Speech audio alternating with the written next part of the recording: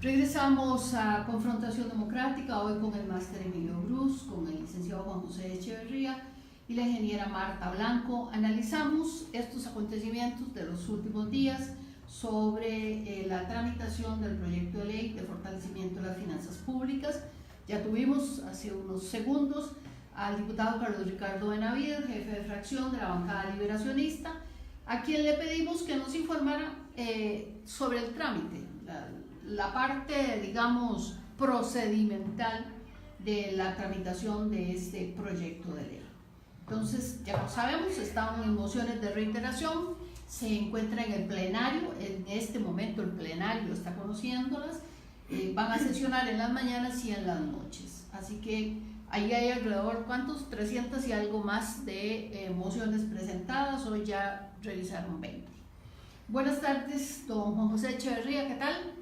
Hola Iris, buenas tardes, un gusto estar acá nuevamente. Hoy hace 8 no pude por razones profesionales y me hacían falta, así que ahora vamos a sacar el jugo. Tenía que ir a Guanacaste y no me voy después del programa, con tal de estar con todos ustedes. Doña Marta, ¿qué tal? Muy bien, gracias. A mí también me sacaron tarjeta amarilla por no estar el lunes pasado. Yo le pregunté que si era que andaban en huelga, ¿verdad, don Emilio? Efectivamente, olían a gas lacrimógeno. Bueno, la semana pasada ustedes hicieron falta también. Tuvimos a la ministra de Hacienda, doña Rocío Aguilar, quien fue muy amplia, muy explícita sobre los alcances y las posibilidades de esta ley de fortalecimiento de las finanzas públicas. Yo tenía aquí como para que tal vez, como para que nos ordenáramos, si les parece, porque la verdad es que ustedes hacen en este programa lo que quieren, yo nada más facilito el micrófono. Dirigentes, gobierno, medios, iglesia, declaratoria de ilegalidad, asamblea legislativa, poder judicial, subtemas alrededor de este periodo excepcional que estamos viviendo, don Emilio. Sí, señora, hemos estado viviendo tiempos extraordinarios y tiempos extraordinarios porque a pesar de la serie de ilegalidades, los dirigentes sindicales no quisieron firmar finalmente el acuerdo o el preacuerdo de agenda con el gobierno. Hoy se declaró sin lugar, o se declaró ilegal de una manera contundente la huelga en los servicios de salud, ya que, como lo señala la señora juez que dictó la ilegalidad, y estos servicios por ley no pueden entrar en huelga. Y también nos parece extraordinario el hecho de que don Albino Vargas, el dirigente sindical de la ANEP, se haya pensionado antes de ir a la huelga y haya endosado de alguna manera el riesgo de despidos o de pérdida de salarios a sus compañeros a los que llevó a la huelga, poniéndose él a salvo de alguna manera. Tiempos extraordinarios en los que se requiere cabeza fría y tiempos extraordinarios en los que se requiere un sentido de preservación de el tejido social de hermandad que hemos vivido para no caer en extremos, en violencias, en incomprensiones y en intransigencias. Yo espero que todo esto termine por superarse muy pronto, doña Iris. Doña Marta. Ayer en la noche me puse a estudiar un poquitito y empecé a buscar en internet sobre toda la historia de huelgas que se han dado en Costa Rica. Las primeras que se reportan son de extranjeros en el país bajo la construcción del ferrocarril, y era porque se trajeron personas de Italia, se trajeron personas de diferentes países y se les pagaba menos y se les exigía jornadas más largas en ese trabajo. Luego vinieron huelgas como cuando se aprobó el aguinaldo, tanto en el sector público como en el privado, y resulta que la Standard Fruit Company se rehusaba a pagar el aguinaldo, yendo en contra de la legislación y de la ley en el país. Los empleados fueron a huelga y para terminar ese movimiento me pareció que fue algo que en este momento hubiera sido una tragedia nacional. Yo creo que la falta de redes sociales en ese tiempo hicieron que todavía Costa Rica haya sobrevivido, pero resulta que el gobierno de Chandy llamó a negociar a Manuel Mora en ese momento y llegaron a un acuerdo que por 4 años el gobierno de Costa Rica iba a pagar los aguinaldos de los empleados del Standard Fruit Company, y ya después de 4 años ellos empezaban a asumirlos, para que vean que el tema de las negociaciones no es nuevo, que el gobierno tiene que comprometerse muchas veces en aras de la paz social, y esa fue la situación que se dio en Costa Rica durante muchos años. Estaba leyendo a un experto mexicano en derecho laboral, don Filiberto López, que hablaba que mucha gente dice que el derecho a estar en un sindicato o a ir a huelga es un derecho humano. Él lo que dice es que hay fragmentación de diferentes derechos humanos y hay una parte que son derechos humanos laborales, y que en efecto las personas tienen derecho a sindicalizarse y a expresar su descontento buscando un balance entre los factores de capital y de trabajo que se dan entre esa relación laboral. Ahora, cuando nosotros analizamos realmente qué es lo que ha pasado acá, ha sido una puja de derechos, de defensa de derechos individuales. No ha habido algo claro de por qué es que se está violando los derechos de los trabajadores y que estén luchando por algo en específico.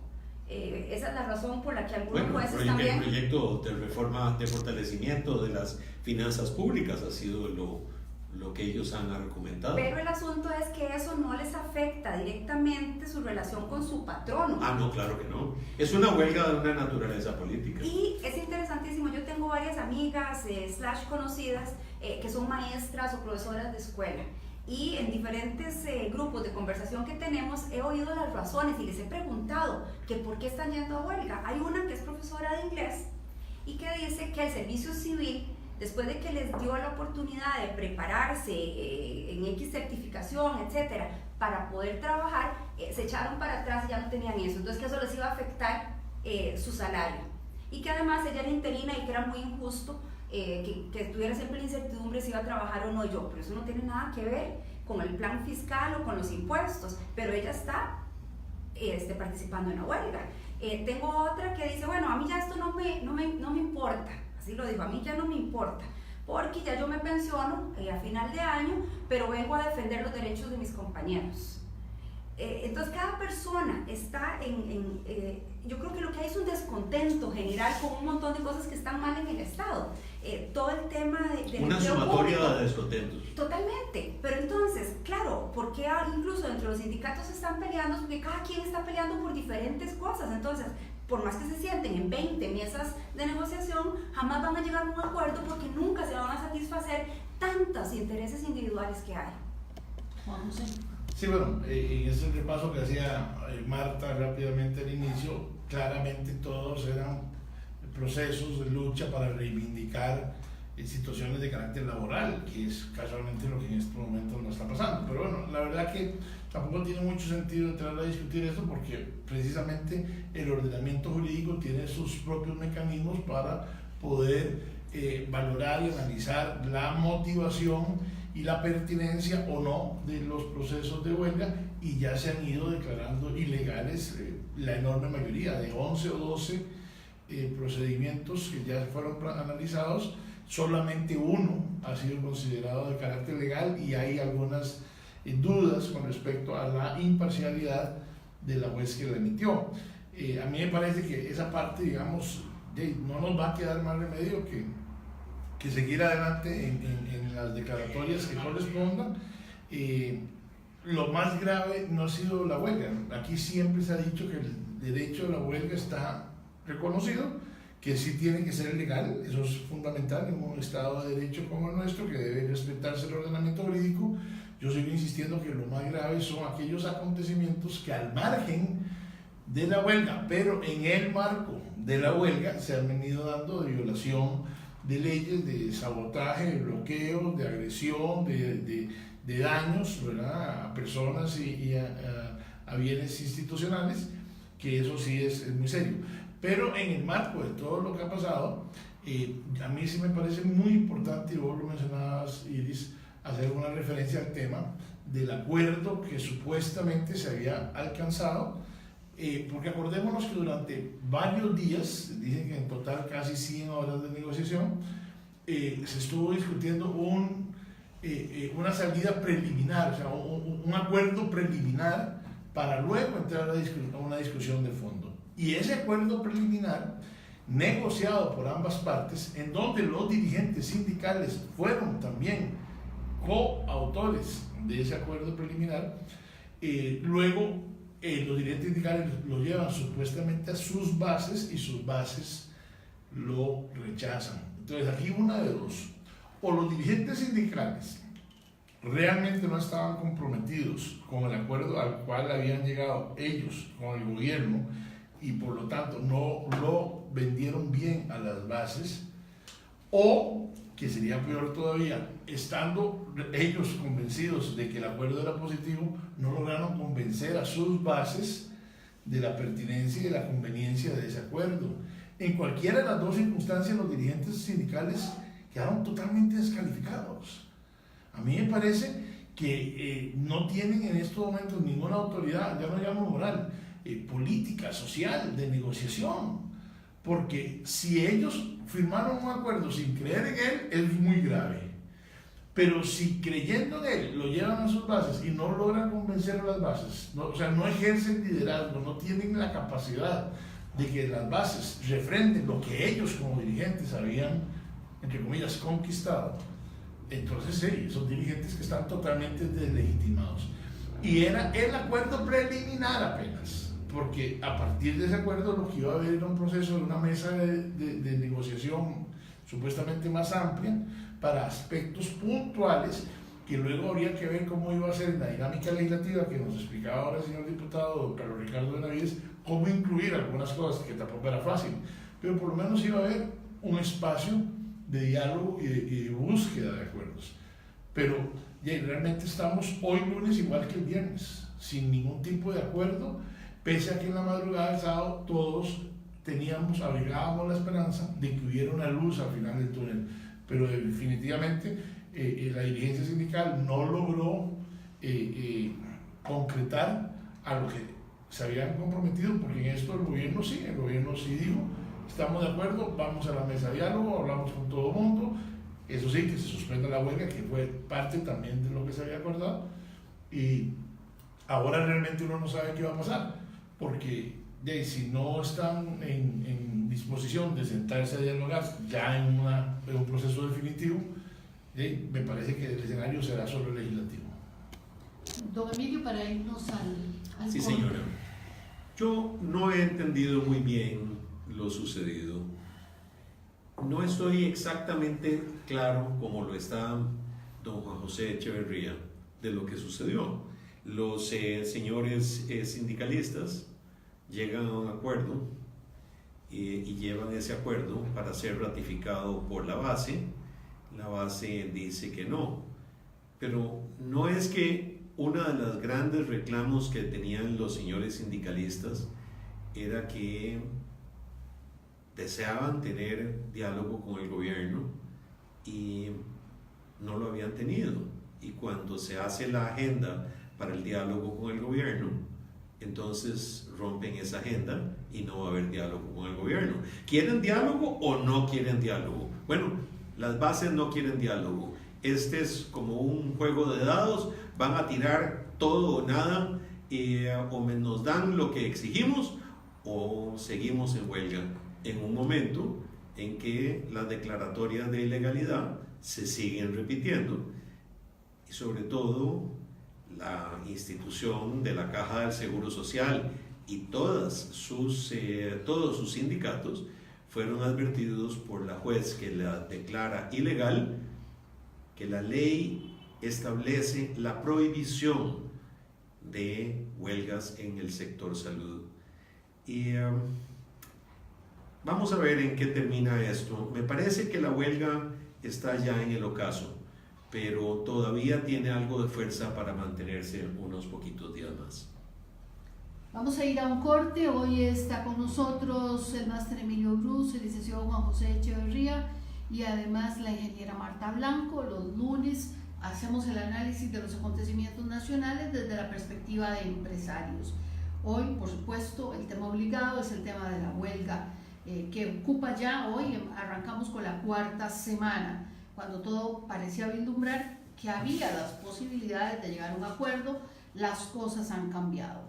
¿Cuál es el camino que sigue? Bueno, pero en el interín, ¿cuál ha sido el papel de la Iglesia, del gobierno, de los medios, la Asamblea Legislativa y el Poder Judicial? Ya casi estamos de regreso.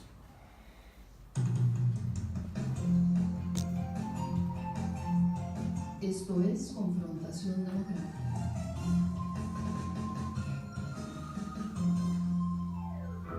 Hace muchos años, nuestros ríos fueron transparentes y cristalinos, pero las aguas residuales de nuestros hogares y establecimientos los han contaminado. Por eso, Costa Rica decidió que ya es hora de recuperarlos. Por nuestra salud y la de nuestros ríos, Costa Rica construye el sistema de alcantarillado sanitario del área metropolitana de San José, en la ruta del saneamiento. Mensaje del Instituto Costarricense de Acueductos y Alcantarillados y Gobierno de la República.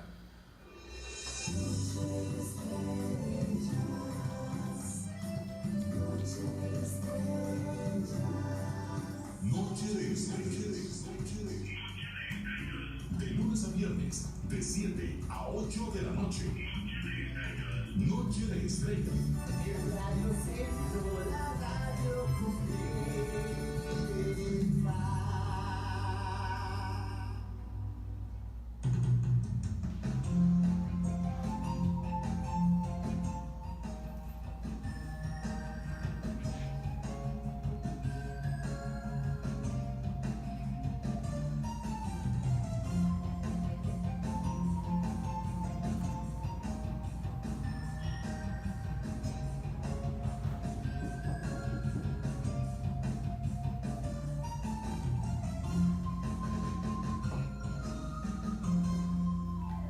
Regresamos a Confrontación Democrática. 1874 fue la primera huelga que hubo en Costa Rica de jamaiquinos y en el 88 la huelga de los tútiles. Así que saludamos a don Óscar Aguilar Bulgarelli, que es de esos italianos que estuvieron en huelga, precisamente como lo señalaba doña Marta, por el tema de los derechos laborales. En el 1920 hubo una huelga general, en el 34 la gran huelga de las bananeras. El martes pasado tuvimos aquí a don Vladimir de la Cruz, precisamente como historiador, para hablar sobre la historia de las huelgas en Costa Rica. La Constitución del 49 señala claramente que las huelgas son un derecho de los trabajadores. Y los cuestionamientos es si esta tiene características de huelga. Porque ¿Qué te dijo Vladimir de Alcoa? ¿Dijo que era la huelga o dijo que era otro tipo de...? No llegamos hasta ahí. O sea, Una protesta. no nos alcanzó el tiempo. Eso hoy, porque esta podría uno pensar que tendría algunas particularidades. Sí, parecidas. Pero es que Alcoa nunca nadie ha dicho que fue huelga. No, fue una protesta. Exactamente. Y entonces, pero algunos lo suman como huelga. Sí, pero bueno, a ver, no sé cuál de esos temas quisieran que abordáramos, entrarnos un poquito más. Dirigentes sindicales, no todos tienen que hablar de lo mismo, si quieren algunos escogen un tema. Gobierno, medios, declaratorias de ilegalidad, Asamblea Legislativa, Poder Judicial, Iglesia. Hay algo interesante acá. Usted ahora que nos presentó decía que este lunes es para ver perspectiva de profesionales liberales, de empresarios, en frente de los problemas políticos. Y creo que eso es algo súper importante. ¿Qué impacto ha tenido precisamente todo este proceso que está entrando en la 4ª semana en empresarios pequeños, en personas con pequeños negocios, emprendedores, que ya en todo caso estábamos sumidos dentro de un proceso de baja del consumo en el país, donde se ven montones de negocios chiquititos que están cerrando, y a raíz de esto pues nadie quiere salir a la calle. Uno cuando mucho hacen lo estrictamente necesario, pero jamás ir a hacer compras, hacer absolutamente nada, y la sensación de incertidumbre es terrible que hay en el país. Y yo lo que creo es que hemos llegado ya tan largo. Bueno, la Cámara de Construcción anunció que había perdido 300 empleos desaparecidos. Ese es exactamente mi punto. O sea, que ha habido, yo recuerdo cuando estaba empezando la huelga, que dijeron, los bloqueos que vamos a hacer que el gobierno pierda millones de colones. ¿Recuerdan? Estaba apenas empezando. Pero no se dan cuenta que no es el gobierno el que los pierde. Son los que precisamente pagan los impuestos al Estado, con los que se les pagan sus salarios. Y se ha vuelto la tortilla, porque cuando, si bien es cierto, me parece muy bueno que se hayan peleado por derechos, de que una persona no tenga que trabajar más que otra, que no sean jornadas inhumanas, que se le pague igual a un hombre que a una mujer, todo ese tipo de cosas. Pero ya cuando se lleva más allá para defender bollerías, privilegios que incluso incumplen con la ley, entonces empieza más bien a haber una presión tan grande sobre el parque empresarial pequeño, que es el más grande que hay en el país y sobre el que recae todo el peso de mantener al Estado. Ya es ahora, ¿quién defiende a los pequeños empresarios de todos estos abusos, de todos estos problemas? Porque si este mes alguien vendió la mitad de lo que normalmente vende, igual tiene que pagarle a todas las personas, igual tiene que pagarle a la caja, igual tiene que pagar a Hacienda. Y esa es una perspectiva que no se está hablando, todo el mundo la sufre de callado, pero yo preveo que después de esto va a haber negocios que cierren. Por eso es muy importante que lo que está planteando Marta es que también el gobierno de la República, conforme se vayan declarando ilegales las huelgas, una vez que este proceso termine, no sabemos cuándo, asuma con seriedad la responsabilidad de gestionar los cobros de los salarios de las personas que no fueron a trabajar. ¿Por qué? Porque durante este proceso, aunque parezca mentira, los trabajadores han seguido recibiendo su salario como que si el 28 recibieron toda exactamente, como que si hubieran estado trabajando como siempre. Pero la ley lo que contempla es que una vez que la huelga es declarada ilegal, el patrón tiene la posibilidad de gestionar la recuperación de esos salarios, lo cual en última instancia significa que no se pagaron. Puede ser deducciones a 6 meses plazo, lo que sea. Pero o sea, realmente los trabajadores que han sumido a este país en una situación crítica en muchísimas de las áreas productivas, también tienen que asumir su responsabilidad con la pérdida de su salario. Porque en efecto, y eso no va a reponer las cosas, ¿verdad? O sea, no es, pero tiene que haber sanción, tiene que haber algún nivel de ejemplo en esto, porque sería muy complicado desde el punto de vista de la legitimidad del gobierno estarle pidiendo al pueblo que paguen más impuestos y que la administración de recursos públicos que debería de proteger no sea lo suficientemente vigilante como para recuperar aquellos salarios que pagó sin aunque haber siempre tenido termina siendo parte de la negociación. Pero antes no existían normas como las del nuevo Código Procesal Laboral que me parece que podrían complicarle un poco al gobierno ese tipo de acuerdos. Podrían negociar que se van a trabajar horas extras para compensar y entonces buscar alguna salida ahí intermedia, pero condonar, como en efecto se hacía en el pasado, no creo que haya posibilidad legal de hacerlo. Don Emilio, la iglesia, contrario a lo que yo, Iris Zamora, no estoy diciendo que don Emilio Bruce, pensaba, me parece que se comportó a la altura de las circunstancias, porque en la campaña electoral abiertamente la jerarquía eclesiástica y algunos sacerdotes, no digo todos, estuvieron apoyando a un candidato a la presidencia de la República. Y yo me pensaba, ¿está calificada la iglesia para mediar en esto cuando el partido que apoyaron en campaña está en contra de los impuestos? Pero se comportó a la altura. La iglesia asumió el rol de mediadora con mucha seriedad y además cuando vio que esto parecía que no tenía fin, puso un límite, ¿verdad? A tal hora, el tal día es el último día para que lleguen a un acuerdo. ¿Quién cree usted que debe seguir negociando o ya no hay que negociar nada más? Comencemos por la Santa Madre Iglesia. Yo siempre he sido del criterio que el proceso que se inició con don Tomás Guardia Gutiérrez allá en 1871 y que siguió con don Próspero Fernández y eventualmente con don Bernardo Soto, don Ascensión Esquivel, don Cleto González Víquez, don Ricardo Jiménez Oriamuno, en el que se fue separando la Iglesia de las decisiones y de las prácticas políticas de la República, era un camino adecuado y deseable. Para mí fue una gran sorpresa ver que los que estaban pidiendo un Estado laico nombraran a un obispo luterano de ministro de la presidencia.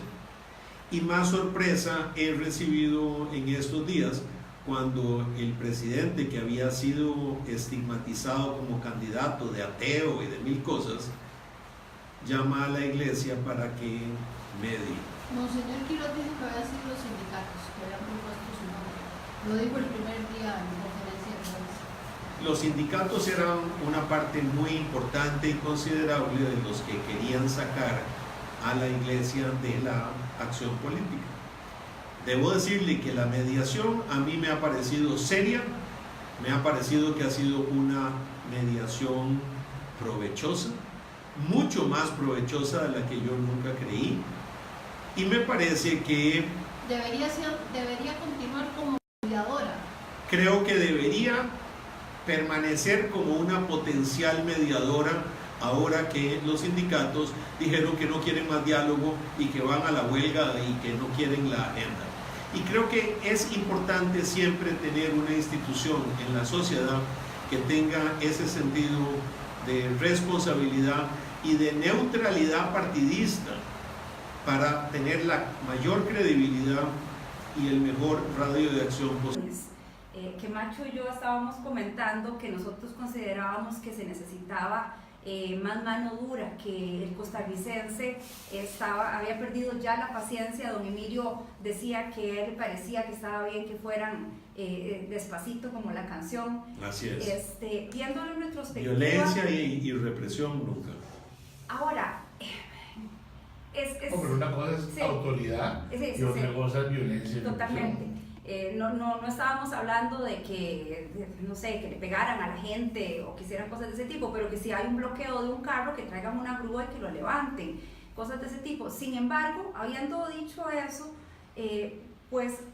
no dejo de pensar que la posición del gobierno ha sido tremendamente cautelosa para evitar precisamente que se les califique de autoritario. Yo me imagino que muchos de los sindicalistas estaban deseando que les abrieran un poco la cabeza y que sangraran mucho para hablar precisamente y poner a la gente en contra del gobierno. Entonces fueron terriblemente cautelosos. Creo que fue bueno, pero llega un momento donde, por dicha, hoy ha sido un lunes de ganancias, así lo veo, donde esta declaratoria de la caja tiene muchísimo peso, donde los sindicatos se han desenmascarado cuando dicen que sí y después dicen que no, donde mandan a 12 representantes, porque me imagino que no confían unos en los otros como para mandar 2 o 3 que decidan por ellos, y aún así con 12 no lograron transferir las necesidades y los deseos que tenían sus bases a la hora de hacer un acuerdo. Yo lo que veo es que ya el tiempo de hablar ya se acabó. Como dijo don Emilio, ellos decían, es que queremos diálogo. Bueno, se les da el diálogo, pero el diálogo no significa que se les tenga que dar todo lo que ellos significan, así lo que ellos quieran. Así es como lo están viendo los sindicatos. Hay diálogo si yo gano, y si no, no hay diálogo, y entonces hago berrinche y no acepto nada y me tiro otra vez a las calles. Como un agravante a esto que dice Marta, y es que se supone que esos 12 interlocutores que tenía el gobierno representaban a los sindicatos, son los líderes de esos sindicatos y son las personas a las que formalmente usted puede convocar para llegar a un acuerdo. Ya resulta ser que quedó evidenciado que aunque lleguemos a un acuerdo con esos 12 señores, en realidad el acuerdo no existe. Perdieron legitimidad. Es algo que yo decía al inicio. Entonces, ¿ahora qué? ¿El gobierno va a tener que negociar con las bases? ¿O vamos a tener que llamar a todos los empleados públicos. O las bases van a tener que elegir nuevos líderes. Bueno, algo habrá que hacer, porque yo, como representante de gobierno, si estuviera en una mesa de negociación, interactuando con una persona que en la madrugada del sábado firmó un documento conmigo que decía, este es el acuerdo para iniciar ya el proceso de negociación, y hoy lunes viene y me dice, empecemos de nuevo, ¿con qué confianza voy yo a poder sentarme Y a negociar con ellos? además con una característica que es que ahorita ya el gobierno ya no tiene decisión ahí, porque está en la Asamblea Legislativa. Ahora los sindicatos o los grupos con quien van a tener que ponerse a discutir, a conversar, va a ser con la Asamblea Legislativa.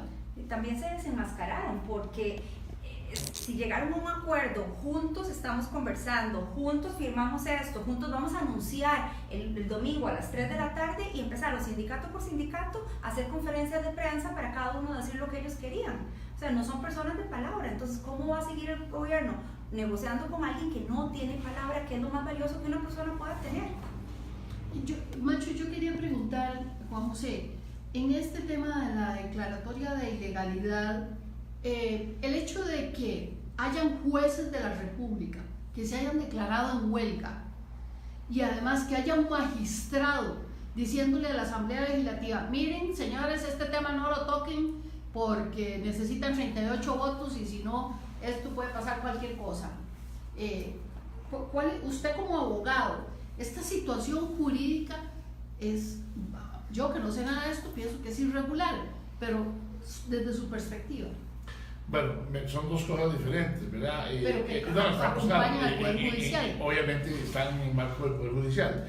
El hecho de que haya jueces en huelga, efectivamente los hay en algunos despachos, incluso podría ser que haya jueces laborales. Bueno, existen en un juzgado de trabajo, pueden existir 10, 12 hasta 15 jueces. Hoy día ya no es el juez unipersonal, los despachos tienen diferentes jueces, entonces tenía que estar el 100% de la judicatura en huelga como para que hubiera algún problema y entonces había que llamar a algún tipo de juez ad hoc, juez interino.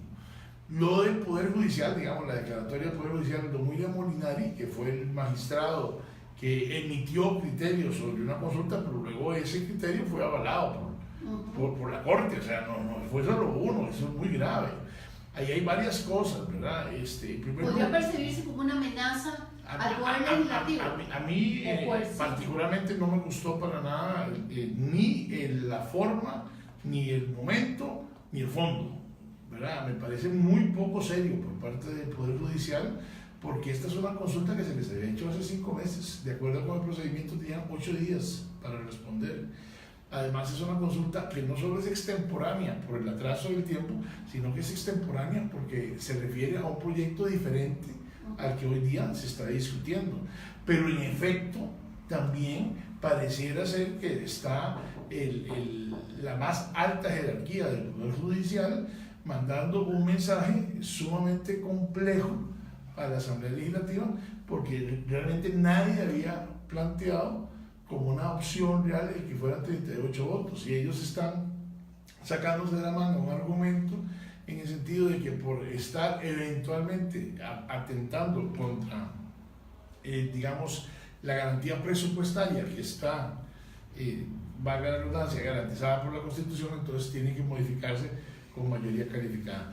La única observación que deberían haber, digo yo, haber mantenido un poquito de distancia, aunque estuvieran pensando lo que están pensando. La única observación válida, afortunadamente, es que ninguno de los magistrados que, digamos, avaló la opinión del licenciado Molinari fueron miembros de la Sala Constitucional, que es la sala que tiene la competencia de hacer el análisis de constitucionalidad una vez que la consulta viene, porque va a venir la consulta, es absolutamente natural. Nosotros los diputados de Restauración Nacional ya tienen... Pero además yo creo que es conveniente que cualquier cosa saliera... Yo no sé si será tan conveniente, yo tengo mis dudas de que los diputados hayan renunciado a legislar. Se quejan de que la Sala Cuarta es el gran Senado, es el superpoder. Pero ¿quiénes son los que le llevan? Dígame, aquí votamos esto, a ver, ¿qué le parece a ustedes? Por favor, eso es renunciar al poder constitucional de dictar leyes, ¿verdad? Sí, pero eso es todo un punto que además aplica para toda la capacidad de legislación, no solo para este caso en concreto. Pero a mí sí lo del Poder Judicial me dejó un gran sinsabor de boca y me parece que fue absolutamente inoportuno por todas esas variables que mencionaba.